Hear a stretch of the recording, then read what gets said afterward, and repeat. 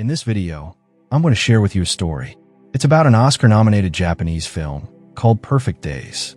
At first, while watching this movie, I honestly feel a bit bored. A question keeps circling in my mind. How could this possibly be an Oscar-nominated film? But when I finally reach the end and understand the message it carries, everything changes. I realize exactly why this film deserves its place at the Oscars, and why such movies are called masterpieces. The plot revolves around the daily life of a middle-aged man. You might feel a little restless watching the same routine unfold again and again, so I'll apologize in advance. But trust me, by the time you reach the ending, every trace of boredom will vanish in an instant. So, without stretching this introduction any further, let's step into the heart of the story. In the dim, shadowy dawn of Tokyo, a faint light falls over the streets as a woman sweeps the ground. The familiar sound of her broom wakes our main character, Hirayama. Throughout the entire film, we follow the life of this quiet, middle-aged man. He starts his day by neatly arranging his bed and placing the book beside it back in order. Then, he heads downstairs, first brushing his teeth, then trimming his beard and mustache. He fills a spray bottle with water and gently sprinkles it over the small potted plants on his balcony. Sitting at a distance, he takes a moment to simply watch them. Returning to his room, he puts on his work uniform, which has Tokyo Toilet written on the back. Yes, he works as a public toilet cleaner. As he walks down the stairs, all his tools and supplies are already neatly arranged, just as they are every single day, though most of them are quite old. Stepping outside, he looks up at the sky and greets the day with a soft smile. His mornings always begin with that smile. He buys a canned coffee from a vending machine, then gets into his car. Hirayama lives far removed from the modern world. While everyone else uses smartphones, he still listens to music on an old cassette player, with a collection of tapes he treasures. Driving through narrow alleyways before the city wakes, he eventually reaches the highway. His favorite song plays as the city streets pass by. Arriving at his first work location, he parks the car and gets ready. Everything inside his vehicle is perfectly organized. This is where we see Hirayama is, above all, a dedicated public toilet cleaner. Just then, a young man arrives on a scooter. This is Takashi, Hirayama's assistant. Takashi complains about the heavy traffic and says he dislikes these early morning shifts.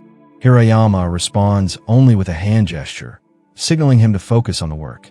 While Hirayama continues cleaning with steady dedication, Takashi spends most of his time watching videos on his phone, doing his tasks half-heartedly.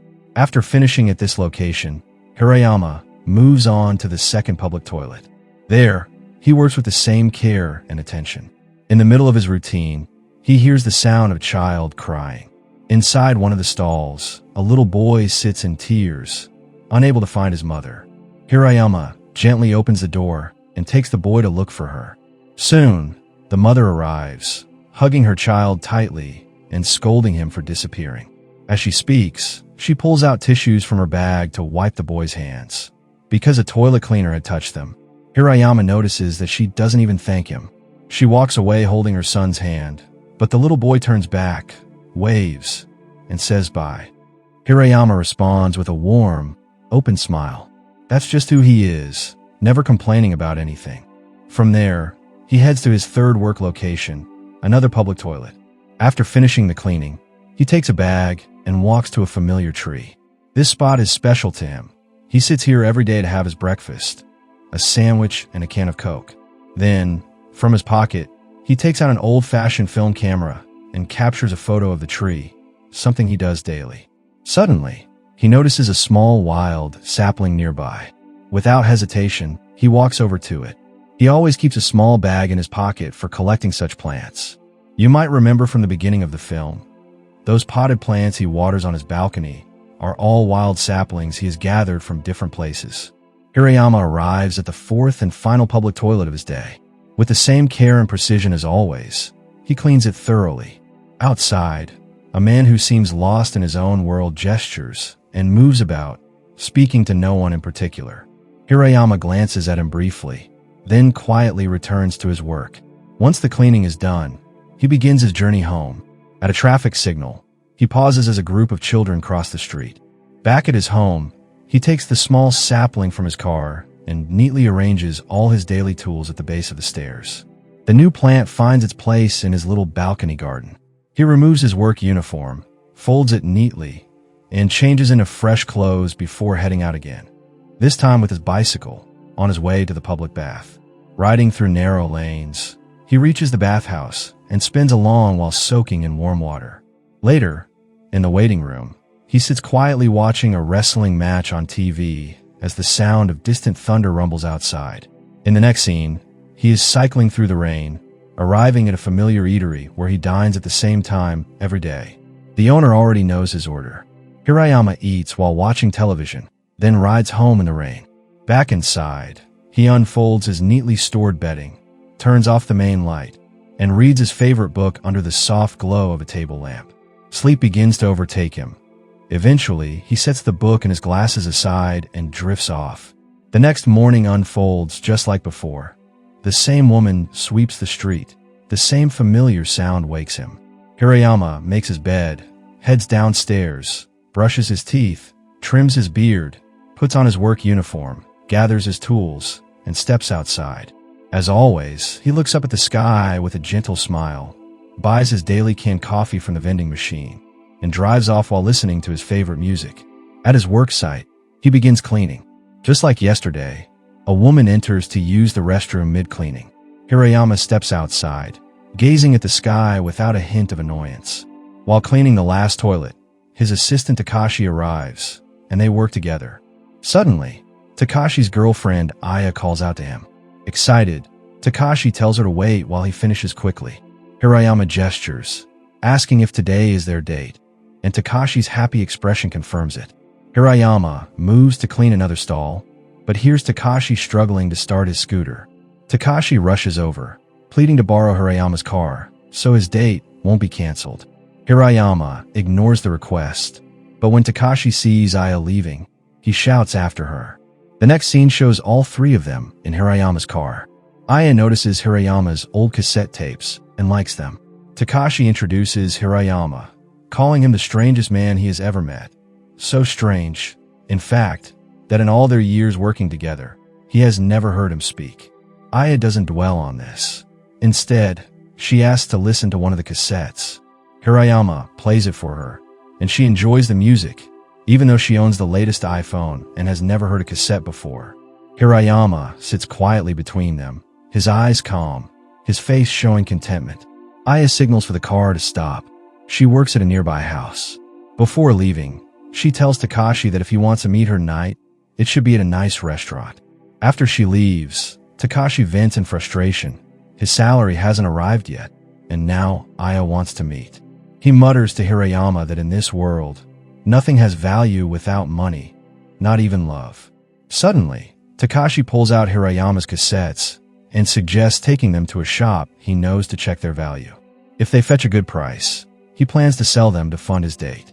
In the next scene, Takashi and Hirayama arrive at an old cassette buy and sell store.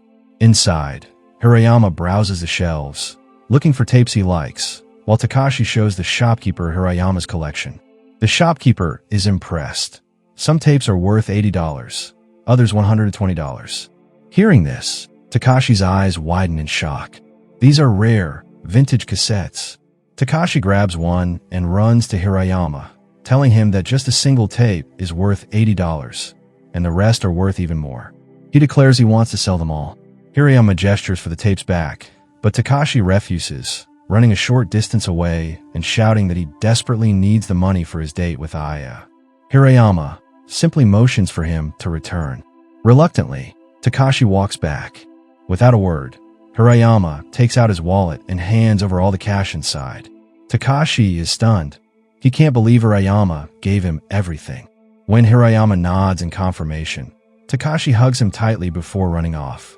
Everyone in the shop watches Hirayama, quietly moved by his generosity. Hirayama drives home, feeling quietly happy after helping Takashi earlier in the day. But his car doesn't get far. Just a short distance ahead, it comes to a stop. The fuel tank is completely empty. Stepping out, Hirayama checks his wallet. But of course, all the money he had, he gave to Takashi. That's why he couldn't refuel. As he looks again, He notices a cassette in his hand, and we realize what he's thinking. He sells the cassette, uses the money to fill the tank, and then drives home. While getting out of the car, he finds a keychain inside. Upstairs, he remembers he hasn't had dinner at his usual eatery tonight, so he cooks noodles at home. After eating, he reads a book and, just like always, falls asleep mid-reading. The next morning, the familiar sound of sweeping wakes him. He steps outside, looks up at the sky with a gentle smile, buys his daily canned coffee from the vending machine, and heads to work. As he cleans, he finds a piece of paper with a tic-tac-toe game drawn on it. The first move already made. He tosses it into his trash bag. Later, as usual, he sits under his favorite tree with a sandwich and takes a photo of it with his old camera. Yesterday, no one sat nearby, but today a young woman sits a short distance away, also eating a sandwich. She glances at him, and Hirayama feels a bit uncomfortable. After finishing work, he gets into his car, remembers the paper, and takes it out. He makes the next move in the game and places it back exactly where he found it. He bathes at his usual spot, eats dinner at his regular restaurant, and ends the night reading until sleep takes over. The following morning, the same routine repeats: sweeping sound, smile at the sky, coffee from the vending machine, music in the car, and off to work. By now, you might have memorized his rhythm. When Takashi arrives, Hirayama returns the key Takashi left behind yesterday. Takashi thanks him for the money. Working side by side in two restrooms, Takashi loudly asks how Hirayama lives alone at his age and why he never married. As expected, Hirayama doesn't answer. He simply keeps working. An old friend of Takashi's walks in, and the two joke around. Takashi tells Hirayama they've always been like this. Hirayama smiles faintly. At the last hole of the day, he finds the tic-tac-toe paper again. Someone has made a new move. He adds his own, folds it, and puts it back. Just then, Aya arrives. She takes a cassette from her bag, the one Takashi secretly slipped in yesterday. Hirayama is surprised. Aya says she wants to hear the song again. She sits in the car, listening, but soon tears well up. The music stirs deep emotions, and she quietly leaves without explanation. Hirayama doesn't understand, but continues his day, bathing, and then cycling while listening to an English song called Perfect Taste on the roadside radio, lost in a dreamlike state. In the evening, he eats at his usual place, returns home, and falls asleep reading. The next day is his day off, so he wakes later than usual. A gentle breeze flows outside. Gathering a week's worth of laundry into a bag, he cycles to the laundromat, offering a silent prayer along the way. After loading the clothes into the machine, he visits an old camera shop. The owner knows his routine. Without words, they exchange last week's developed photos for this week's film roll. Back home, Hirayama cleans his already spotless room, even sprinkling a little dust just to sweep it away again. He sorts through last week's photos, tearing up the ones he doesn't like and placing the good ones into a box. The closet holds many such boxes, each labeled with a year. On his day off, his routine changes. He cycles around in the afternoon, visits a bookstore, and after much searching, buys a book. In the evening, he goes to a familiar house he visits every week on this day. As soon as he sits, the woman there asks what book he bought. He shows her. It's titled Tree. For the first time, we hear Hirayama's voice. The woman knows exactly what he'll order. They've known each other for years. She chats warmly, and Hirayama smiles more than usual. A man sitting nearby asks her to sing her favorite song, since she's in a good mood. Another person starts playing the guitar, and everyone encourages her.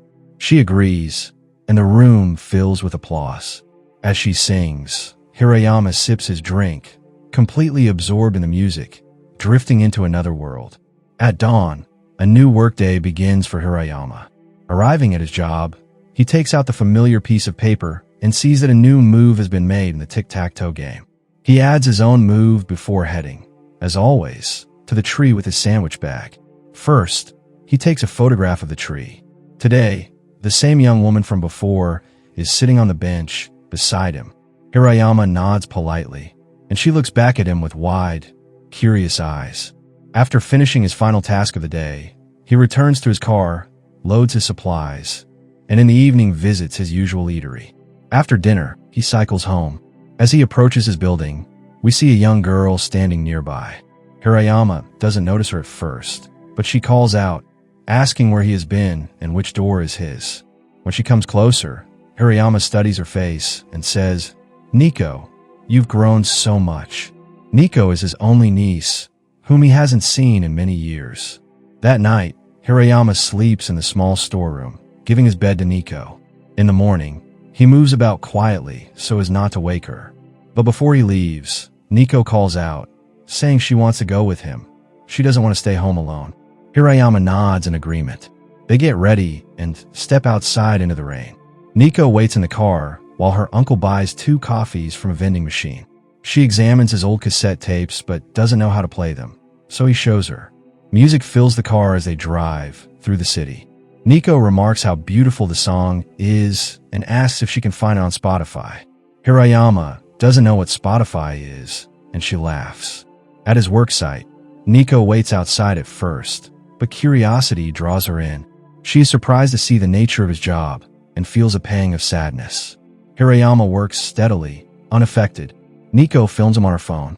Another girl her age arrives, and Nico notices the girl looking down on her uncle. Hirayama, standing quietly outside, catches Nico's eye and offers a small smile. She smiles back, though her eyes hold both wonder and quiet sorrow. Later, they sit under his familiar tree, sharing breakfast. Nico takes a photo of the tree with her phone, while Hirayama uses his film camera. Then, from her pocket, Nico pulls out a camera identical to his. Surprised, Hirayama listens as she reminds him he once bought it for her. She tells him this tree is his old friend. After a pause, he softly agrees, a very old friend. Nico walks over to touch the tree, and from a distance, Hirayama photographs her with it. That night, he again sleeps in the storeroom. The next morning, before leaving, Nico calls to him. She's reading one of his favorite books. Together, they head to work. Nico helps him clean, finding the work not unpleasant at all. He teaches her how to do it properly. Later, he adds another move to the tic-tac-toe paper. During their break under the tree, Nico asks if her mother ever argued with him. Hirayama asks if her mother told her that. Nico explains that whenever she tries to talk about him, her mother changes the subject. He asks if she came here after a fight with her mother, and she admits yes. She has never left home alone before, but she had long wanted to visit him. In the afternoon, they cycle to the bathhouse, Hirayama to the men's side, Nico to the women's. While she bathes, he calls her mother to let her know Nico is with him. Later, cycling together, Nico says her mother claims their worlds are completely different. Hirayama smiles and agrees, explaining that everyone sees the world in their own way. Her world is hers, his is his. Stopping by a river, Nico asks if it flows into the sea and suggests they go there. He says, "Next time." When she presses for a time, he replies, "Next time is next time, and present is present." She repeats the phrase softly to herself. That evening, they return home to find a luxury car parked outside. Nico's mother, Hirayama's sister, steps out. The siblings greet each other formally. She asks if he lives here, and when he hesitates, she assures him she's not trying to insult him. She tells Nico to get ready to leave. Nico refuses, but her mother insists. Nico quietly asks her uncle to say something. Hirayama tells her she can visit anytime. Nico protests that she hasn't finished reading his book, so he tells her take it with her and hands her his house key. While Nico goes inside, his sister retrieves a box of chocolates from her car, his favorite, and gives it to him. She asks if he will visit their father, who no longer recognizes anyone but still waits for him. Hirayama lowers his head and says no. Then she asks if he really cleans toilets. Lifting his head with quiet pride, he answers, yes. She stares at him for a moment, perhaps realizing that although their family is wealthy, he has chosen a simple life for reasons she cannot know. Nico returns, hugs her uncle tightly, and whispers, "Thank you." She gets into the car. The siblings stand in silence before Hirayama steps forward and embraces his sister. They both cry. When she drives away, Hirayama breaks down completely, his sobs revealing emotions long kept inside. At dawn, Hirayama's day begins once again with the familiar sound of sweeping outside his window. He freshens up, steps outside, looks up at the sky with a gentle smile, and buys his daily canned coffee from the vending machine before heading to work. But today, his assistant Takashi calls to say he is quitting. Hirayama informs the office, but there is no replacement available, so he must work a double shift. From morning until night, he works tirelessly, yet the tasks remain unfinished. Exhausted, he calls the office to say that if no one is hired by tomorrow, he will also quit. That night, he comes home and falls asleep without reading. The next morning, he arrives to find a female co-worker already waiting. From her demeanor, it's clear she is as serious about the job as he is, and Hirayama seems quietly pleased to have such a partner. That day, the tic-tac-toe game reaches its end. The unknown player has written "Thank you." Hirayama folds the paper and places it in his shirt pocket. The following day is his day off. He wakes, opens the window, and gazes at the tree outside for a while. Then, as always, he takes his laundry to the laundromat, collects last week's developed film, buys a new roll, and returns home to sort his photos. Later, he cycles to the woman's bar, but finds it closed. Sitting at a booth across the street, he reads and waits. Eventually, the woman arrives with a man, and they go inside. When Hirayama approaches, he sees them embracing and crying. They notice him, but he quietly slips away. At a supermarket, he buys beer and cigarettes, then cycles to the riverbank. Seeing the woman with the man has hurt him, perhaps because there was a quiet fondness between them. Lighting a cigarette for the first time in years, he coughs heavily. The man from earlier approaches, asking for a cigarette. He too coughs, explaining he hasn't smoked in years because he has late-stage cancer. He asks if Hirayama visits the bar often. Hirayama says yes, since it opened 5 or 6 years ago. The man explains that the woman is his ex-wife. They divorced 7 years ago, and he remarried. With little time left, he came today to see her one last time. He asks Hirayama to look after her. Hirayama replies there is nothing between them, but the man says he doesn't need an answer. He just wanted to share his thoughts. They stand in silence, watching their reflections in the water. Then the man asks, if one person's shadow falls over another's, does it make the shadow darker? Hirayama says he doesn't know. The man laments that he will leave this world without answers to such questions, that this is life. Hirayama takes his hand and says, let's find out. Under a tall lamppost, they try to merge their shadows. Hirayama asks if one looks darker than the other. The man says they look the same. Hirayama insists one seems darker up close. They laugh, talk, and, like children, play at catching each other's shadows. Two grown men, one standing at the edge of life, return for a moment to the innocence of youth. Later, Hirayama cycles home with a light heart and falls asleep. The next morning, the same sweeping sound wakes him. He steps outside, smiles at the sky, gets in his car, and drives off listening to his favorite song. His face holds a peaceful smile, but his eyes glisten with tears, a moment both serene and bittersweet. And this, perhaps, is the heart of the film's message, the reason it is Oscar-nominated. The story shows that in life, the word perfect is meaningless. Hirayama lives in the modern world, yet remains apart from it, choosing silence, solitude, and a strict routine. Workdays follow one pattern, days off another. But if you look closely, no 2 days are ever the same. Each day brings something new, moments of laughter, moments of tears. And every morning, he opens his door, looks at the sky, and smiles, leaving the past behind. The truth is, perfection does not exist. No matter how hard you try, life is a mix of joy, sorrow, pain, and beauty. There is nothing perfect in this world. That is the message of Perfect Days. Seeking perfection is chasing a mirage. I know some of you may have found this story slow, but if you close your eyes and reflect on its message, you might see its quiet truth.